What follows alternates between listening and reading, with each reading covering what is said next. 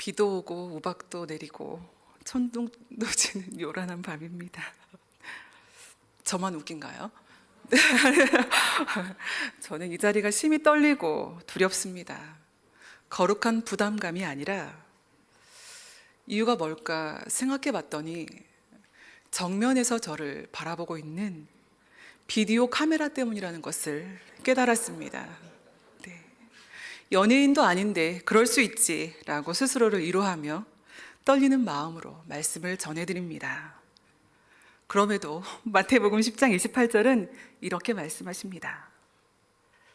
몸은 죽여도 영혼은 능히 죽이지 못하는 자들을 두려워하지 말고 오직 몸과 영혼을 능히 지옥에 멸하실 수 있는 이를 두려워하라. 하나님 외에는 그 어떤 것도 두려워하지 않으시고 세상에서 담대하게 살아가시는 저와 성도님들이 되시기를 주님의 이름으로 축복합니다. 오늘 말씀은 그런즉이라는 말로 시작하고 있습니다. 그런즉으로 생략된 앞부분의 말씀은 빛의 자녀들처럼 행하며 어둠의 일에 참여하지 말라라는 내용으로 정리할 수 있습니다. 그런즉을 이렇게 정리하여 에베소서 5장 15절에서 16절을 현대인의 성경으로 제가 다시 읽어드리면 빛의 자녀들처럼 행하며 어두움의 일에 참여하지 말아야 합니다. 그러므로 여러분은 어떻게 살아야 할 것인가를 조심스럽게 살피고 지혜 없는 사람이 아니라 지혜 있는 사람처럼 시간을 아끼십시오. 이 시대는 악합니다 라고 말씀하고 있습니다. 즉 빛의 자녀로서 어떻게 살아야 할 것인가를 살펴서 지혜 있는 사람처럼 행동하라는 말씀입니다. 이어서 악한 시대 속에서 시간을 아끼는 것이 바로 지혜 있는 사람이라고 성경은 말씀하고 있습니다. 17절부터는 지혜롭게 살아가는 자들의 구체적인 삶의 방법 3가지를 설명합니다. 5장 17절을 함께 읽어보겠습니다. 그러므로 어리석은 자가 되지 말고 오직 주의 뜻이 무엇인가 이해하라. 둘째, 5장 18절입니다. 술 취하지 말라. 이는 방탕한 것이니 오직 성령으로 충만함을 받으라. 이 말씀을 다시 읽어드리면 술 취하지 마십시오. 이것 때문에 방탕하게 됩니다. 오히려 여러분은 성령으로 충만하십시오 라고 해석됩니다. 셋째, 5장 19절에서 20절 말씀입니다. 시와 찬송과 신령한 노래들로 서로 화답하며 너의 마음으로 주께 노래하며 찬송하며 범사의 우리 주 예수 그리스도의 이름으로 항상 아버지 하나님께 감사하며. 이 말씀을 제가 다시 정리해 보면 지혜로운 자는 세월을 아껴 첫째, 주의 뜻이 무엇인지 이해하고 둘째, 오직 성령의 충만함을 받고 셋째, 늘 찬송과 감사로 살아가는 삶을 말합니다. 그렇다면 성도님들은 빛의 자녀로서의 삶을 넉넉하게 살아가고 계십니까? 저는 그러지 못한 것 같습니다. 주님의 뜻이 무엇인지 잘 모를 때도 너무 많고 내 뜻인지 주님의 뜻인지 헷갈릴 때도 많습니다. 제 안에 계시는 성령님이 느껴지지 않을 때도 많이 있습니다. 셋째는 더 어렵습니다. 범사의 주 예수 그리스도의 이름으로 항상 하나님께 감사하며 살아야 하는데 범사라는 말과 감사란 항상이라는 조건이 없다면 어쩌면 이렇게 살아볼 수도 있을 것 같은데 범사와 항상이라는 조건이 있다면 이 말씀은 제게 불가능한 일입니다.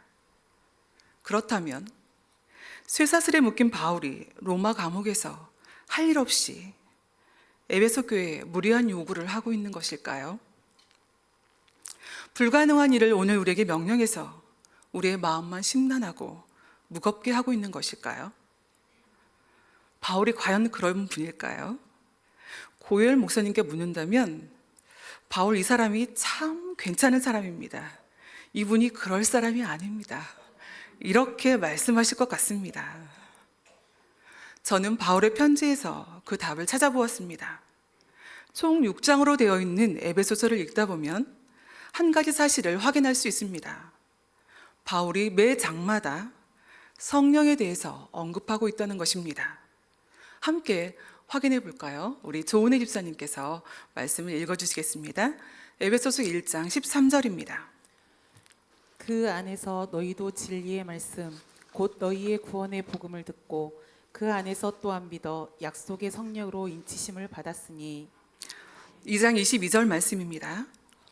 너희도 성령 안에서 하나님이 거하실 처소가 되기 위하여 그리스도 예수 안에서 함께 지어져 가느니라. 3장 16절입니다. 그의 영광의 풍성함을 따라 그의 성령으로 말미암아 너의 속사람을 능력으로 강건하게 하시오며 4장 30절입니다. 하나님의 성령을 근심하게 하지 말라. 그 안에서 너희가 구원의 날까지 인치심을 받았느니라. 5장 18절입니다. 술 취하지 말라. 이는 방탕한 것이니 오직 성령으로 충만함을 받으라. 6장 17절입니다. 구원의 투구와 성령의 검 곧 하나님의 말씀을 가지라. 아멘. 확인되셨습니까? 네. 에베소는 로마 제국에서 네 번째로 큰 도시로서 다이애나라고 불리는 아데메 신전의 본고장입니다. 아시아에 있는 모든 신들 중에서 아데미만큼 열정적으로 숭배된 신은 없었다고 합니다. 자, 아데미 여신의 사진을 한번 볼까요? 네, 아데미 신전입니다. 네, 지금은 이 모습이 아니라 기둥만 몇 개 남아 있습니다. 네, 이것이 아데메 여신의 사진입니다. 풍요와 다산의 신이지요. 구약에 바알이 있었다면 신약에는 아데미가 있습니다. 아데미 여신 숭배는 에베소의 큰 수입원 중에 하나였습니다. 그러다 로마 제국에서 견줄 만한 곳이 없었던 무역의 중심지였던 에베소 항구에 배가 다닐 수 없게 됩니다. 그때부터 아데미 여신 숭배는 그 도시의 유일한 생존 수단이 되었습니다. 세계 7대 불가사의 중에 하나인 아데미 신전을 보기 위해 찾아오는 사람들로 인해서 도시는 항상 사람들로 붐볐습니다. 여관과 식당뿐만 아니라 아데미 여신상과 신전의 모형을 만들어 파는 상업, 또 창기 사업까지 성행하며 도시는 큰 부를 누렸습니다. 에베소는 아데미 숭배 외에도 온갖 종류의 마술이 성행하던 곳이라고 성경에 기록되어 있습니다. 이곳에 하나님은 바울을 보내셨고 교회를 세우셨습니다. 교회를 세운 지 10년쯤 후 바울은 지금 로마 감옥에서 에베소 교회에 편지를 쓰고 있습니다. 구약의 이스라엘 백성이 망한 이유는 한 가지였습니다. 그것이 무엇일까요? 끊임없는 우상 숭배 때문이었습니다. 복음이 전파될수록 우상 장수들의 수입은 들어갔고 바울은 이로 인해 데메드리오와 그 직공들에게 박해를 받기도 합니다. 우상 숭배로 가득한 에베소에 뿌려진 복음을 지키고 자라기 위한 길은 오직 성령으로 충만해지는 것뿐이라는 것을 바울은 잘 알고 있었습니다. 복음의 씨앗은 한 번 뿌려졌다고 저절로 싹이 나고 열매가 맺히지 못합니다. 에베소는 더더욱 그러한 곳이었습니다. 편지의 장마다 성령을 말씀하시고 영적 전투에서 승리할 것을 바라는 바울의 마음이 느껴지는 부분이기도 합니다. 성령은 마치 자동차의 기름과 같습니다. 아무리 좋은 차도 기름이 없으면 달릴 수 없습니다. 또 한 번 기름을 채웠다고 차가 계속 달릴 수도 없습니다. 달리는 차를 멈추지 않게 하려면 계속해서 기름을 채워야 하는 것처럼 성도는 지속적으로 성령으로 가득 채워져야 살 수 있습니다. 예수님은 우리의 영을 살리기 위해 이 땅에 오셨습니다. 요한일서 4장 9절을 함께 읽어보겠습니다. 하나님의 사랑이 우리에게 이렇게 나타난 바 되었으니 하나님이 자기의 독생자를 세상에 보내심은 그로 말미암아 우리를 살리려 하심이라. 하나님의 영이 우리 안에 계실 때 우리의 영이 살아납니다. 에스겔 37장 14절도 이렇게 말씀합니다. 내가 또 내 영을 너희 속에 두어 너희가 살아나게 하고 라고 말씀하고 있습니다. 예수님은 그 성령님을 우리에게 보내달라고 하나님께 기도하셨습니다. 요한복음 14장 16절에서 17절 말씀입니다. 함께 읽어봅니다. 내가 아버지께 구하겠으니 그가 또 다른 보혜사를 너희에게 주사 영원토록 너희와 함께 있게 하리니 그는, 다 17절입니다. 그는 진리의 영이라 세상은 능히 그를 받지 못하나니 이는 그를 보지도 못하고 알지도 못함이라. 그러나 너희는 그를 아나니 그는 너희와 함께 거하시며 또 너희 속에 계시겠습니다. 예수님이 구하실 때 진리의 영인 보혜사 성령님이 우리에게 오시고 말씀대로 우리 안에 거하셨습니다. 뿐만 아니라 성령님의 도움 없이는 우리는 하나님을 알 수도 없습니다. 에베소서 1장 17절 말씀입니다. 우리 주 예수 그리스도의 하나님 영광의 아버지께서 지혜와 계시의 영을 너희에게 주사 하나님을 알게 하시고. 바울은 에베소 교회를 향해 오직 성령으로 충만하라고 명령하고 있습니다. 성령으로 가득 채워질 때 성령님이 주의 뜻이 무엇인지 우리에게 가르쳐 주시고 술에 취하여 모절제하고 방탕한 삶을 살지 않게 하시며 찬송과 감사로 우리를 살게 하십니다. 그러므로 우리가 빛의 자녀로 살 수 있는 길은 오직 성령 충만으로만 가능한 일인 것입니다. 그렇다면 지금 나는 성령으로 충만한 사람입니까? 열매를 보고 나무를 알 수 있습니다. 성령의 사람은 성령의 열매를 맺습니다. 갈라디아서 5장 25절에서 66절은 우리에게 또 이렇게 말씀하십니다. 만일 우리가 성령으로 살면 또한 성령으로 행할지니 헛된 영광을 구하여 서로 노엽게 하거나 서로 투기하지 말지니라. 자, 이 말씀을 제가 현대인의 성경으로 다시 읽어드리면, 만일 우리가 성령님을 따라 산다면 그분의 가르침을 실천해야 할 것입니다. 그러므로 우리는 잘난 체 하지 말고 서로 다투거나 미워하지 맙시다 라고 말씀하고 있습니다. 나는 지금 성령님을 따라 살고 있습니까? 열매도 없고 나의 영광을 위해 잘난 체하고 다투고 미워하고 산다면 성령님을 따라 사는 삶이 아니라고 성경은 말씀하고 있습니다. 성령이 충만한 성경의 인물들의 삶은 어땠을까요? 사도행전 4장은 베드로가, 6장은 스데반을 비롯한 7 집사가 성령과 지혜가 충만한 사람들이었다고 기록하고 있습니다. 성령으로 충만한 그들은 어떤 세력도 두려워하지 않고 예수는 그리스도라고 가르치기와 전도하기를 멈추지 않았습니다. 돌에 맞아 죽어가면서까지 자기를 핍박하는 영혼들을 위해 기도하고 하나님의 말씀을 전했습니다. 나는 어떤가요? 나의 남편, 사랑하는 자녀, 형제 자매가 하나님을 믿지 않고 또 하나님을 떠나 세상과 버타여 살아가는데도 탄식도 애통함도 없이 눈물조차 말라버린 메마른 가슴으로 살고 계시지는 않으신가요? 그들은 또 왜 그토록 하나님을 믿기를 거부하고 하나님께로 돌아오지 않는 걸까요?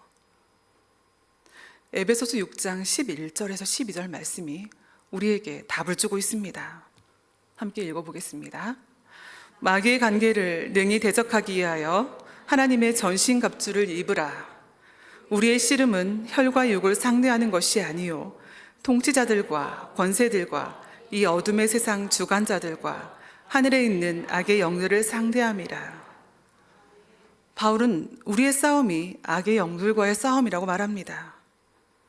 그러므로 하나님의 전신갑주를 입지 않고는 그들을 대적할 수 없다고 말합니다. 싸움에는 무기가 필요합니다. 6장 17절은 그 무기가 무엇인지 우리에게 말씀해 줍니다. 구원의 투구와 성령의 검, 곧 하나님의 말씀을 가지라. 하나님의 말씀이 우리의 유일한 무기입니다. 하나님의 말씀 외에는 그 어떤 것도 영적인 싸움의 무기가 될 수 없습니다. 예수님도 말씀으로 사탄을 이기셨습니다. 내 안에 하나님의 말씀이 없다면 무기도 없이 전쟁터에 맨몸으로 나아가는 것과 같습니다. 그러므로 우리는 하나님의 말씀을 힘써 듣고 읽고 묵상해야 합니다.